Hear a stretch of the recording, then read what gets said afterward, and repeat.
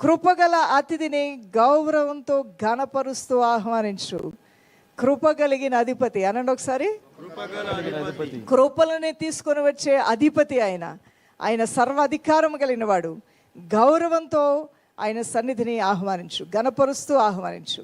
దేవాలయంలోకి మనం వస్తే దేవుని సన్నిధి గణపరచాలి. దేవుని సన్నిధి గణపరుస్తున్నామని ఎలా గ్రహించుకుంటావు? దేవుని సన్నిధిలో ఉన్నప్పుడు మొబైల్ ఫోన్లు స్విచ్ ఆఫ్లో ఉండాలి. పిచ్చాపాటి మాటలలో విషయంలో జాగ్రత్త కలిగి ఉండాలి. ప్రవర్తన విషయంలో జాగ్రత్తగా ఉండాలి. యవ్వన బిడ్డలు నోటి మాట విషయంలో, ప్రవర్తనలో, మాటలో, చూపులో, క్రియలో జాగ్రత్తగా ఉండాలి. అలా ఉన్నావంటే నీకు సెన్స్ ఉంది. ఏం సెన్స్ ఉందంటే దేవుని సన్నిధి ఉన్నది.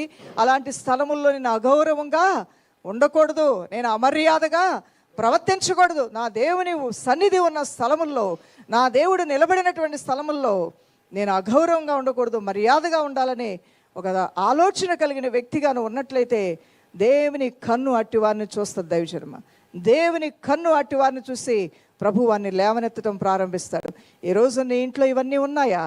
లేకపోతే ఇప్పుడైనా ఒక నిర్ణయం తీసుకొని ఆహ్వానించు. యేసయ్యా, నీ సన్నిధిని నా ఇంటికి ఆహ్వానిస్తున్నాను. జక్కయ్య, నీ ఇంటికి వస్తున్నాను జక్కయ్య అన్నప్పుడు రండి అని ఆహ్వానించినట్లుగా నా ఇంటికి రమ్మని కొంతమంది భక్తులు అడిగారు. ఆ అధికారి అడిగారు, నా ఇంటికి రా ప్రభు అని. యేసు ప్రభు వారు ఎవరింటికి వెళ్తే అక్కడంతా మధురమే, అక్కడంతా ఆనందమే, అక్కడంతా సంతోషమే, అక్కడంతా ఆశీర్వాదమే. హల్లెలూయా. లేచి నిలబడదాం.